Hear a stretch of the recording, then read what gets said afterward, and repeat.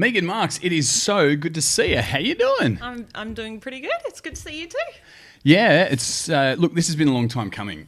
You and I have been talking about podcasting for a while, and it was something that, I've been excited to do this with you because, we met a few times and you're very interesting and there's a lot to talk about, a lot to know about you. Finally, we're here. Finally, on the Gold Coast. On the Goldie. You like it up here? Yeah, it's beautiful. It's very beautiful, very hot. Really? Well, muggy. It's a bit muggy at the moment, to be fair. I'll give you that. But, you're from Sydney. And so, in summer, it gets pretty hot down there. I'm actually from West Australia. No kidding. Yeah. Okay. Yeah. So that's where I lived for up until I was about 27. Mm-hmm. And I'm an old girl now. So, no, I'm not really. Well, how old are you now? 31. 31. Oh, what were you about to add then? I thought I heard a... There was a 4 in there, I got to admit. Yeah. Oh, far out. Honestly, I think life starts at 30. So you're right there. I agree. Yeah. For sure. I think it's when you're most confident and self-aware. So, what would be your favourite age of life about now, you reckon? No. Oh, okay. No, I don't think so. Childhood, maybe? I think it's in the future. It's all about hope, Mike. Good answer. It's all about hope. Yeah, I agree. Look, I think life just gets better. I don't know that everyone would agree with that, but certainly, in my case, I just feel like you get more comfortable in your skin and you mature and whatnot. So I think life just becomes a little bit easier, a bit more manageable, and you're in charge or in control of your emotions and stuff. So that's kind of cool. Now that needs to go on silent. Well, it does. However, we are going to do questions that we threw out to the Instagram audience. Sure. About you. They were going to ask you questions. And so we went on both of our Instagrams and said, hey, we're doing podcasting.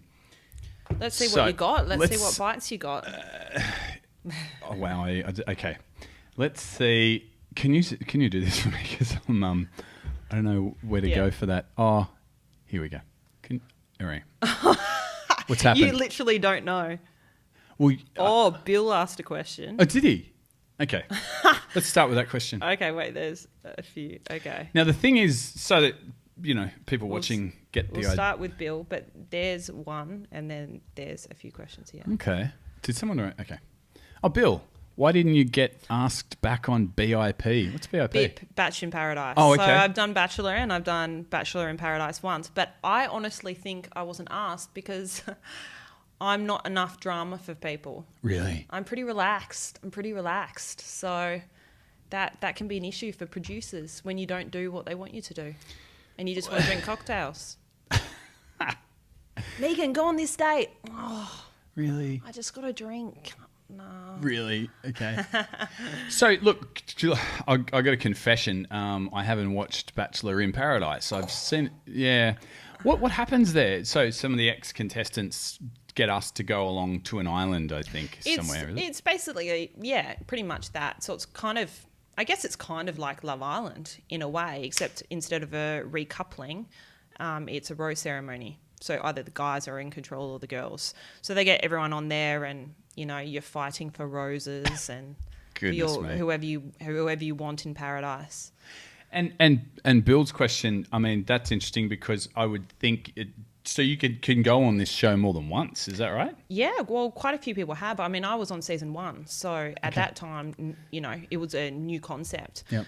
But now I think it's actually getting a little bit harder for producers because not as many people want to go on the show. I wasn't even asked, so I must be at the end of the barrel.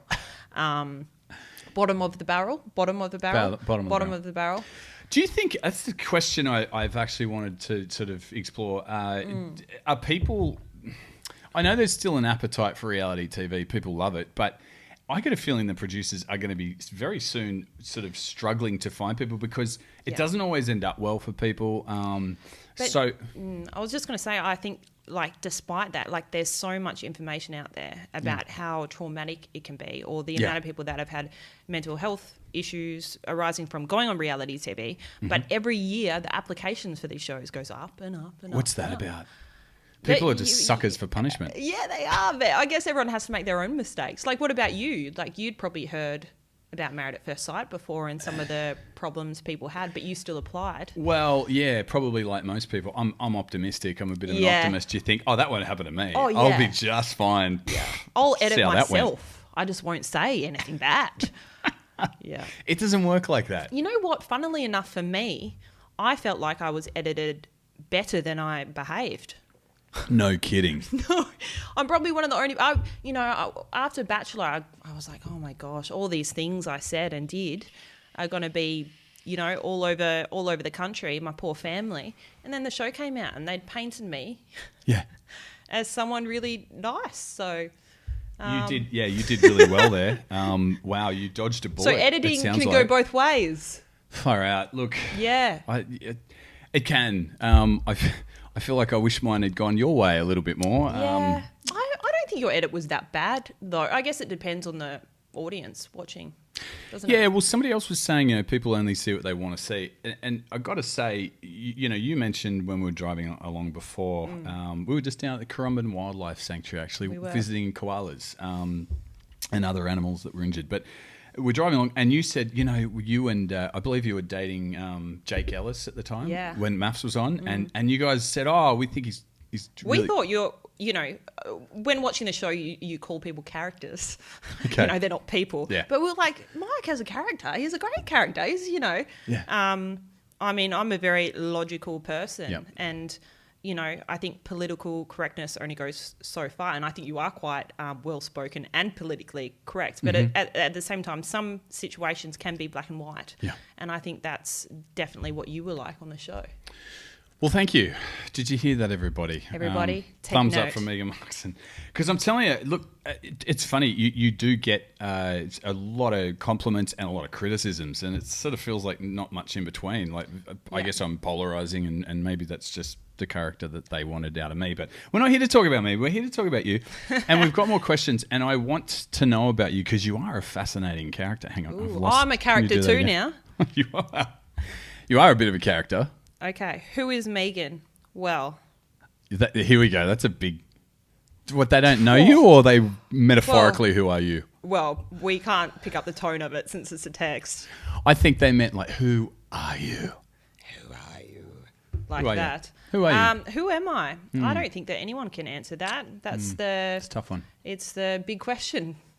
I will ask. Might have to ask God. Can I ask you a question from me? Look, you don't have to go into any deep, explanation, but, and I don't know if this is public knowledge. So, I believe you spent some time in your earlier years in, I don't want to say the word cult, but a cult situation. Yeah, and it's hard. Like, I don't want to say cult either, because I've got a lot of great memories from there, and it wasn't like we were separated from the world. Okay. But I definitely had a very strict religious upbringing where having a TV or listening to secular music or the types of clothing I wore. I didn't drink alcohol till I was 24, 25 when I'd actually left. Yeah, so I still remember that moment of I had a wine for the first time, and I was there with a couple of friends, and they'd picked out specific wines for me, and it was all very exciting. But I was 24, where most people go through this when they're 15, trying alcohol for the first time and that kind of thing. So I think that was the hardest bit, the transition from such a, I was married at 18 and lost my virginity on my wedding night. I was, to a guy you liked? Oh, you know what? I was lucky. I was really lucky. He was okay. Oh, he was great. We're still good friends. And if I met him now, I'd probably think he's the love of my life. He was great. But why did it end? Well, we left the church together. Okay. We had both decided for different reasons. For him, it was that he didn't think that he believed that there was anything at all out there. Mm-hmm. For me, I didn't like the rules, the regulations, and a lot of things. Like, I don't want to be disrespectful to anyone that is a Christian or believes, of course, but for me, there was a lot that didn't add up, and I don't know if that was a consequence of the environment and the church I was in, or if it was the Bible itself or my issues with God or whatever it is. So for me, it was about researching. Like, I wanted to know about other religions and what else was out there, because I personally felt I knew that there was something else, but I don't know if I found it yet. But So it was basically the breakdown of our marriage was coming out and having different ideas about life. You know, you have the same belief system and you're going in the same way, and then all of a sudden there's that that fundamental difference. Oh yeah, the foundations break away, and you're struggling, and it's even things like having alcohol for the first time. It's where are the lines drawn? Where are the lines drawn? You know, you weren't allowed to hug the opposite sex. So where are the lines drawn when you start to make new friends and you give that casual, like what's okay, what's not, or watching movies and there's nudity. Yeah. Like so many things that we had never dealt with or experienced before in our marriage, so many things that were taboo. We had to reassess and it was pretty I think it was just too much pressure, and we loved each other very much, but it was, I don't know, we lost our friendship. We were just living different lives. I wanted to travel and move and So, okay, you were married at 18. How long were you together before you left the church? So I was 14 when we started dating or courting. Yeah. And then 18 got married, and then we left the church when I was 24. Okay. He was 4 years older than me. So he was 18 when you were 14. Yeah. That's creepy. You bet we weren't sleeping together. Okay, yeah, well, it's or different. even holding, we weren't. He was your guy. Yeah, his girl. yeah, You're a that's bit right. sweet It was on great him. at school, this guy coming and picking you up in his car. Oh, it was awesome. All right, well, because, yeah. you think about it, a lot of marriages, people have differences, but they still find their way through. I mean... Yeah, and I think that's the problem, isn't it? We have such a throwaway culture when it comes to relationships. Yes, we do. And it's hard though. Like, again, it's about the lines. Where are the lines? How long do you fight before, some relationships, they should end. They're toxic. You shouldn't be in it. And I think with Chris and I, we should have fought for it 100%, but we didn't, because it was all too easy to just walk away. And, yeah. Look, you mentioned, disposable relationships. I mean, far out. People are swiping left and right. And can you imagine telling your great-grandmother this 100 years ago? She'd just be like, what? They'd be outraged. That's vulgar. Yeah, but that's just that's how it is now. Yeah. And I think, the ability just to swap out your partner the next day I think that's kind of destructive, actually. Yeah, it is destructive. Yeah. You ever been on a dating site? Hey? Yeah, I have. Okay. I've used Tinder. That was when I was traveling, though. I never used it in Australia because I was too scared of people finding, especially after going on reality TV. Yeah, you couldn't afford to. People finding you on there. So I actually, funnily enough, I had a couple of relationships from people that I met on Tinder. No kidding. In other countries, yeah. So it's not all cool. bad. Not all bad. Yeah, I remember I had Tinder in Hawaii, and it was actually very helpful because I got a place to stay for a week. Had a little holiday romance. Moved out of the hotel I was in. Oh, really? That's awesome. Saved me money immediately. Yeah. Oh, goodness. I think I travelled around. I met someone in Bali and ended up travelling around America with him. So, there's lots of perks. Well, there is. Those random meetings can evolve into something greater. All right, now I'm going to get back to these questions because I'm sure there's heaps. Now, I'll see what I've got. Who is well. she? Who is Megan? Wow, 2 people ask who is she? Who's Megan? I guess people don't. They don't know why. Did you have to research who Mike was before you agreed to his podcast? That's a bit. That's Thanks, buddy. I'm just trying to figure out if he means anything by that. Okay. Would you ever live on the West Coast again? Would you go back to Perth? No. Really? No. I'm a fan of Perth, I got to say. It reminds me a little bit of Brisbane. Yeah, it does, but I'm not really a big fan of Brisbane. You're not? I mean, here we go. All the Brisbane people are just going to go, that really? Really? I don't know. I think it's more with West Australia, as I spent so much time there, and I've got so many good and bad memories there. I'm a bit like that with Sydney. So I've just put even more people off. But I grew up in Sydney as well, and so you just, like you say, you know, you've lived all over the parts of that city, and it's also familiar.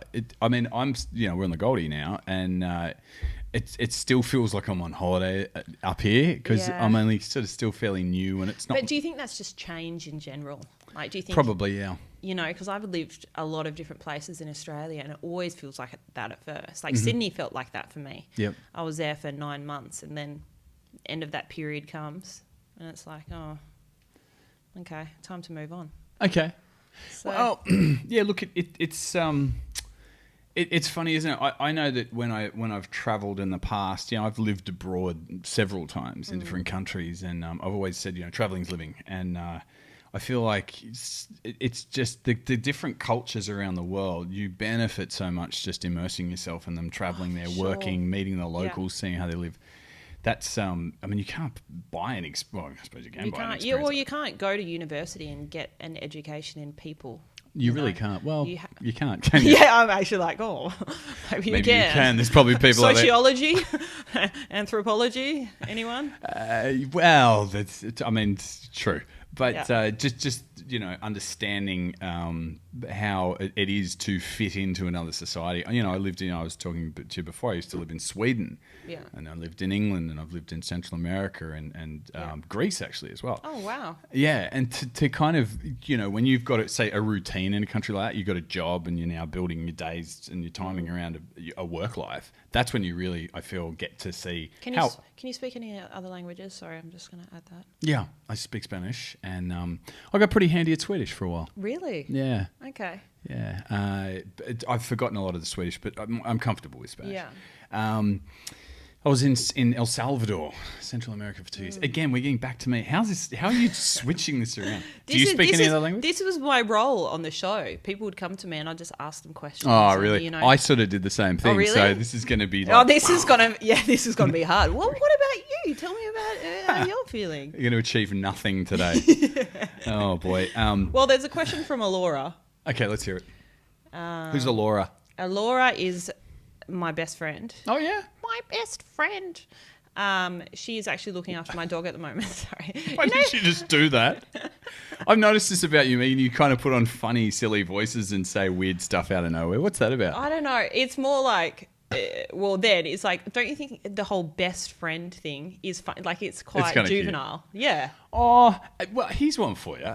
Here's a question. And to speak to that point, I don't think it is juvenile. I think it's cute. It's a bit like when you meet a couple somewhere and they're like, oh, this is my partner. It's like, excuse me, that's your girlfriend. Yeah. I agree with that. I don't like that partner thing. They're like, oh, it's my partner. You know, boyfriend, girlfriend, so immature. No, it's not. It's beautiful. Your partner's your business partner. Like, it takes all the romance out. It's all the fun. This is my romantic business partner. That could work. No, it couldn't work. I just feel like anyone that says that it's your partner, it's like... They take themselves too seriously. How's your love making? It must be so dry if you're calling that person your partner. Add some passion.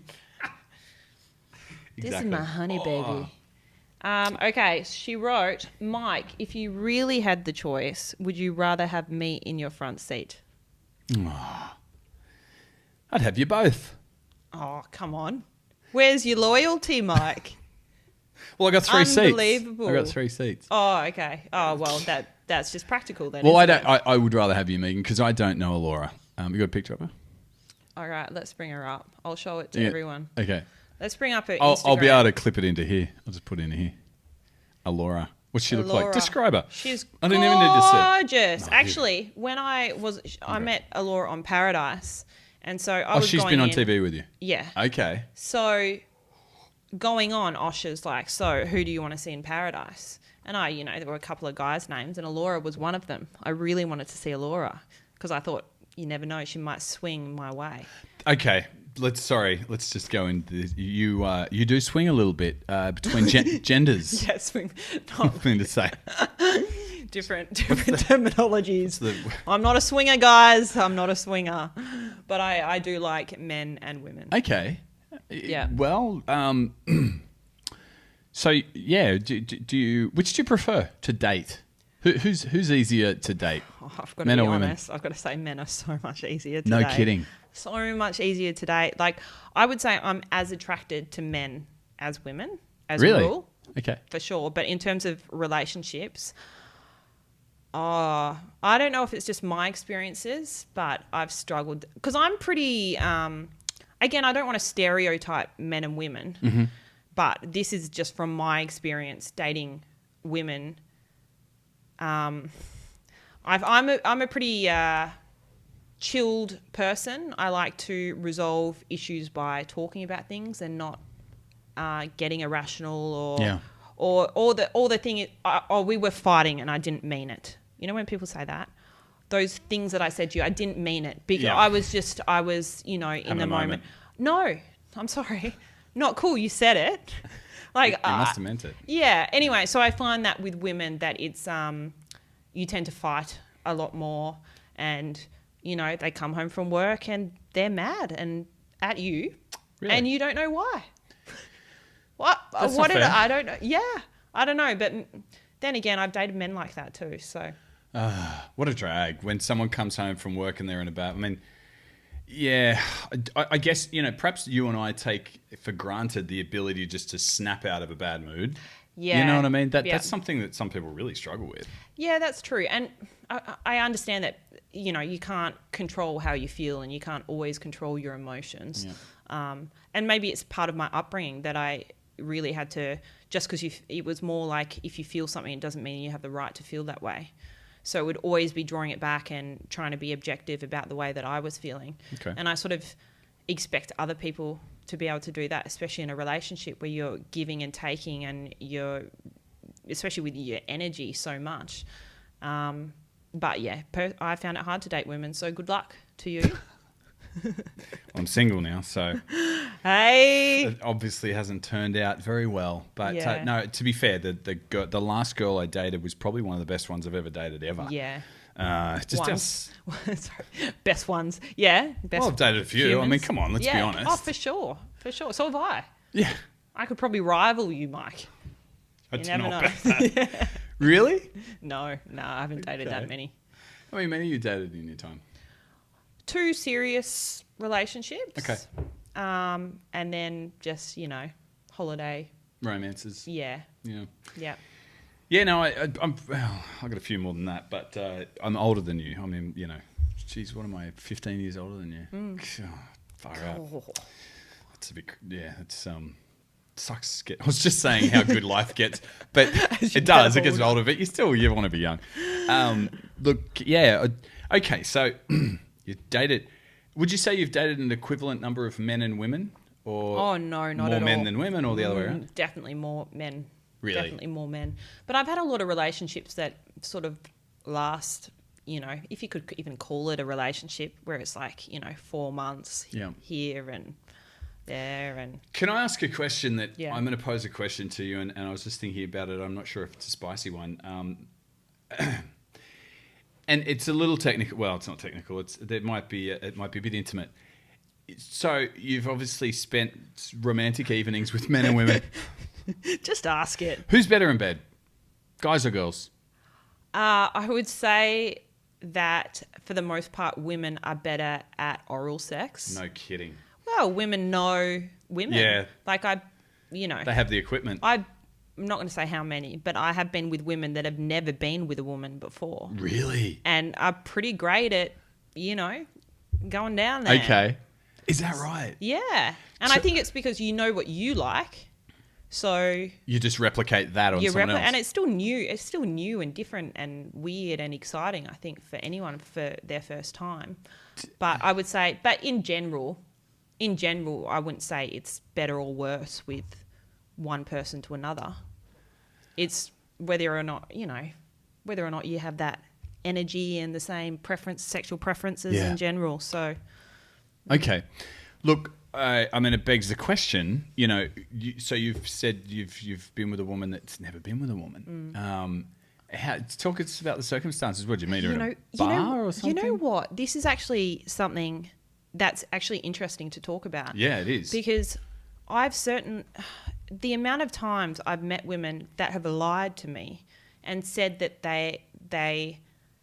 they'll say that they're into women or that they're bisexual or pansexual and then when you're about to go home with them, they tell you that they've never been with a woman before. Okay. And for me, that puts me in an awkward position. Yeah. Because it feels like I'm taking someone's virginity in a way, you know, and you're Sure. also about to be with someone that probably doesn't really know what they're doing. Yeah. And so I don't like that role of being a teacher Yep. or being the girl that people can say that, you know, I was with Megan, or that they finally got to experiment, or because that's not what I want or want to be. You want someone to want to be with you for you, not for an experiment or to, you know. And the other thing is, it's like, well, what if they go home with you? It's their first time and they decide they don't like women at all. You know, there's so many things that go through your head in these kind of situations. Yeah. I didn't think it. Yeah, I hadn't considered any of that. But all right. So let's say she has, you know, said. I mean, there'd have to be women that are like, look, I've never actually been with a woman, but I'm attracted to you. I'll go home with you. Yeah. Wow. What happens then? You know what? Most of the time I say no. Really? Yeah. Okay. Yeah. There was one situation with this girl. She came up to me in a bar and she was like beautiful, absolutely stunning, and she was very direct, like the kind of girls I'm into, beautiful, long, flowy hair. Like she was like... I'm into those too. Yeah. Oh, anyway, and she just came right up to me and she was like, can I buy you a drink? Yeah. And, you know, we started making out in the bar and Okay. getting a little bit hot and heavy, and she wanted to go home with me. Again, she'd done the whole, no, I've been with women before. She also lied about her age. How old was she? 19. She was 19. So she put a couple of years on. Yeah, she told me she was 23. Okay.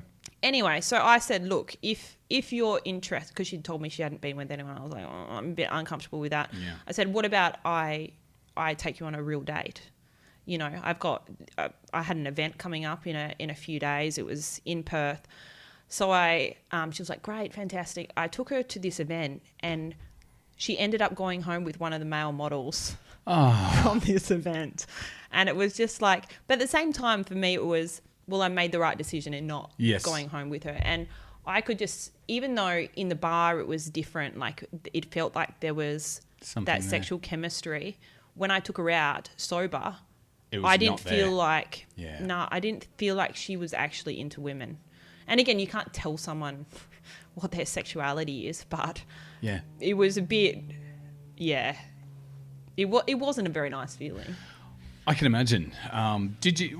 Would you feel, I guess, not jealousy in that moment, but a little bit of maybe like disappointment? Yeah, probably. you do, because another situation I come across is when you're attracted to a woman and you feel there's something there, but they're straight. Yeah. But they're straight, you know, and that happens more often than not. And that would be the reason I have dated more men than women in the first place, because I get nervous around women. I get so nervous around women because there's so many different factors involved. Yep. Especially that one about whether they even like women. So I try and avoid any situation where I'm going to make anyone feel uncomfortable. How do you bring it up with them? Is it just a sixth sense, or do you say, hey, listen? I think I've been lucky in the way that since going on The Bachelor and coming out and having a little bit of a profile, that people know that I'm into girls. So if there's a girl that is in, she'll most likely let me know. Otherwise, I'm just kind of like...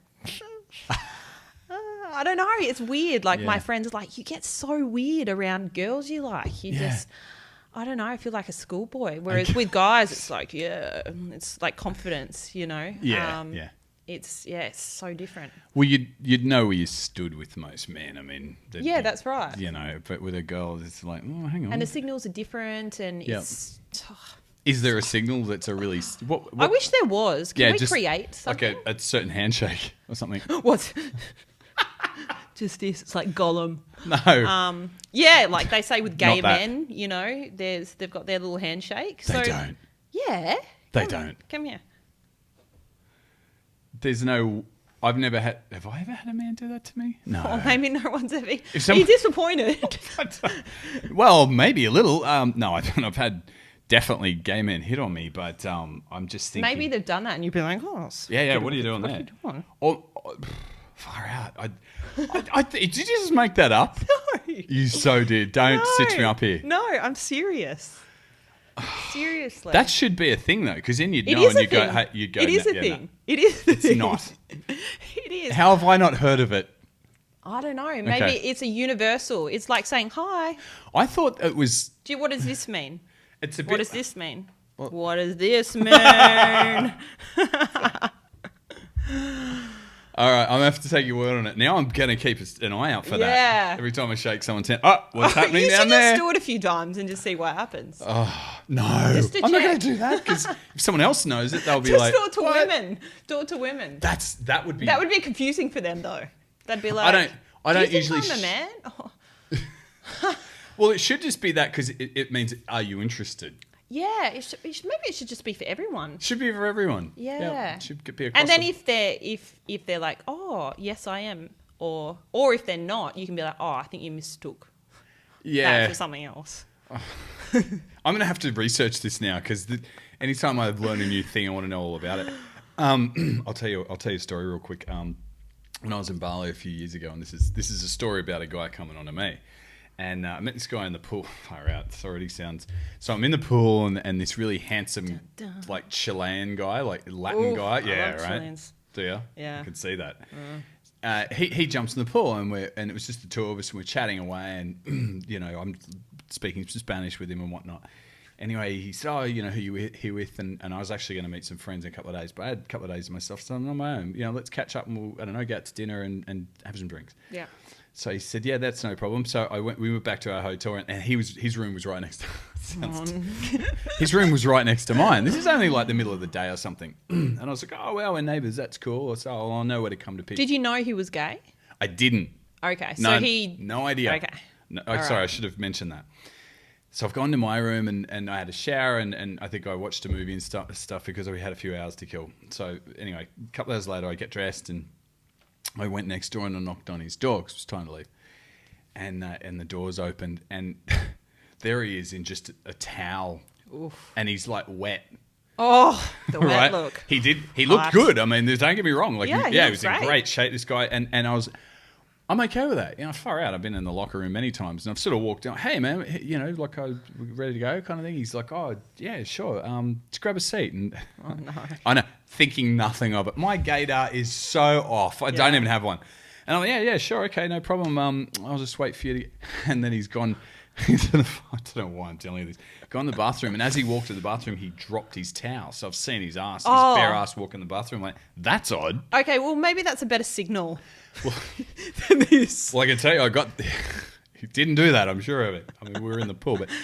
But then, I'm seeing his butt, and he's kind of like... Did he look back? No, he didn't. But he was in the bathroom, so that I could still see his butt because he was combing his hair at So the he thing. left it open. He left it open, and there he is at the sink, kind of combing his hair and whatnot. And I'm like, oh man, come on, like shut the door. Oh, so even at that point, you were like, Well, I you was. know, we're just comfortable. We're he's Yeah, just having a shower. I Cool. know. Yeah. Well, the ass thing. I mean, look, here's something. Here's a different culture. It's a different culture. You never know. That's right. The Europeans are very free and open about that.